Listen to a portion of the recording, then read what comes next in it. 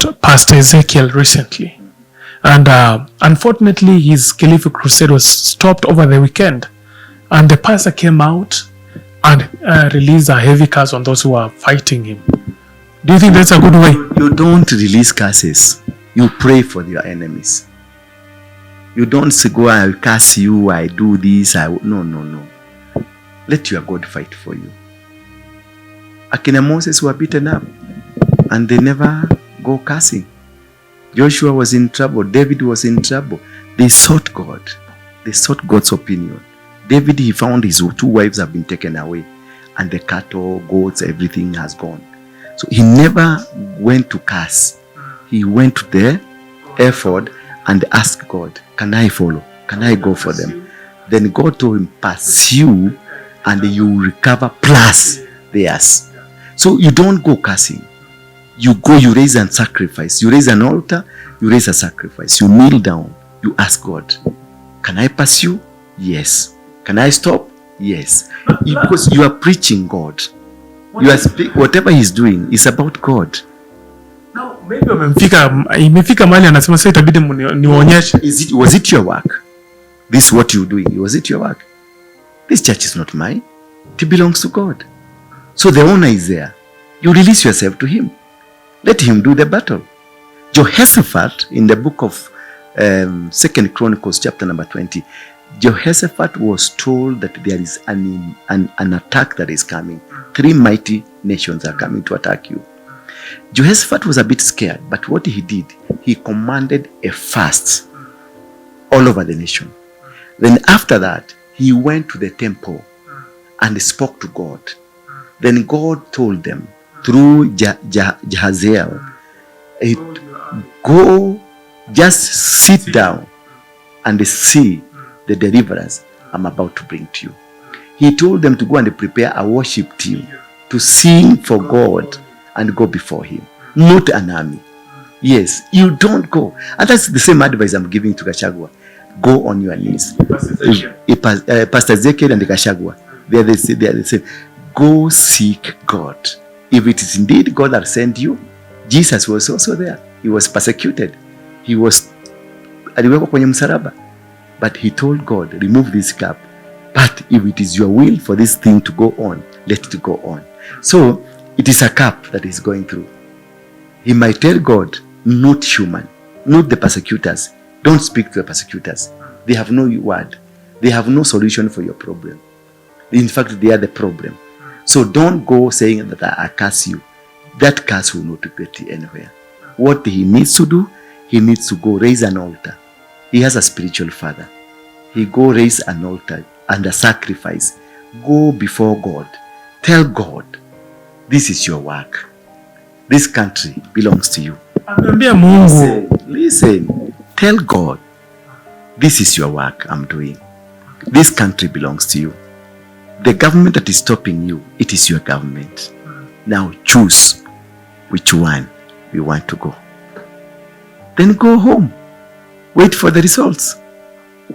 But maybe you can't fight for God. We don't fight for God. We are used by God to perfect his work. You can't. What can you do? What weapon do you have that can fight for God? David was a small boy and he told Goliath, you are coming to me with that mighty, you are mighty person. You are coming to me with weapons and a lot of knowledge. But for me, I'm coming to you with my God. Because this is spiritual warfare. This is a spiritual warfare. You don't become physical. You go spiritual.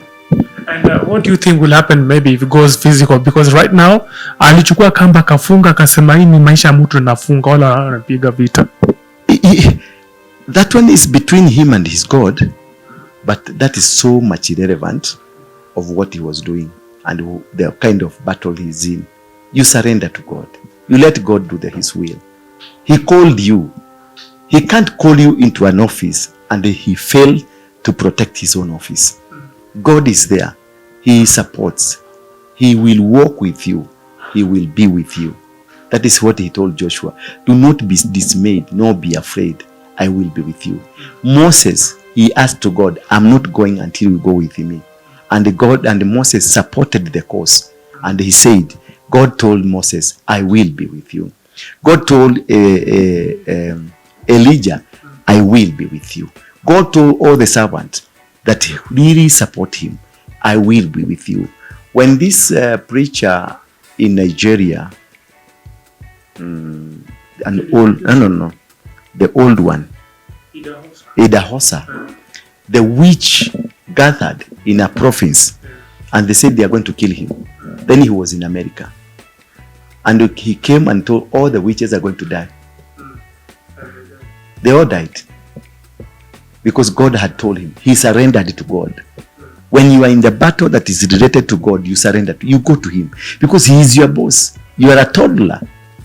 You don't fight when he is alive. You don't go fighting when your boss he has not instructed you. Just go on your knee, sit down under your boss and let him fight for you. And this is just a question I want to know. Do you think maybe the current CS for Interior and the President are aware of what Pastor Ezekiel is going through? Who is not aware? If you are aware, and then they have the machinery. So you are aware? Yes, then. Yeah.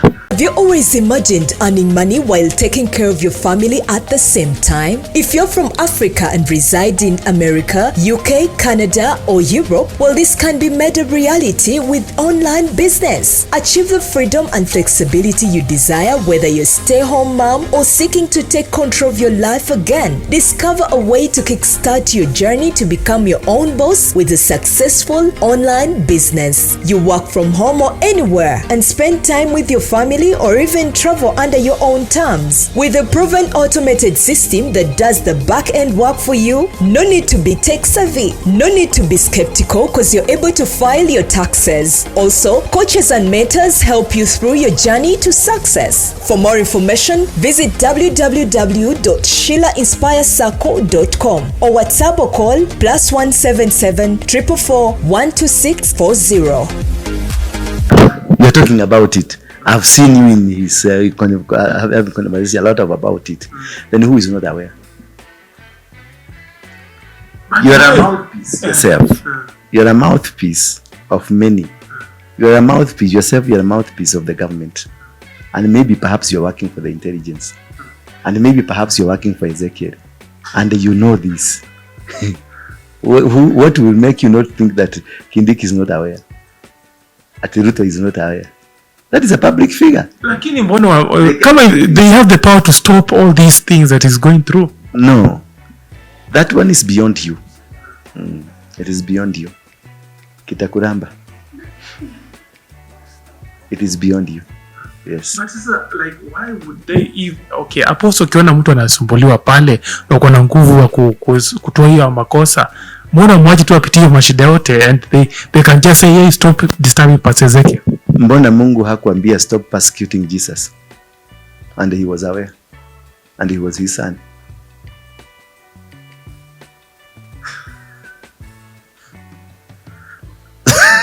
Kuna tofauti kubwa hapo sana. Hakuna.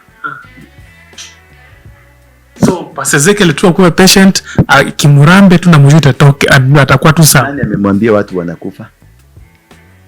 That asipokuwa dunia hii, asipokuwa kihubiri, watu watakufa. Amekuta kukihubiriwa na ataacha mahubiri tu hapa duniani. Mwambie tulie. Do you suggest maybe aende kwa live aachane kwanza kuhubiri for a while? I can't suggest. He was called. He says he was called.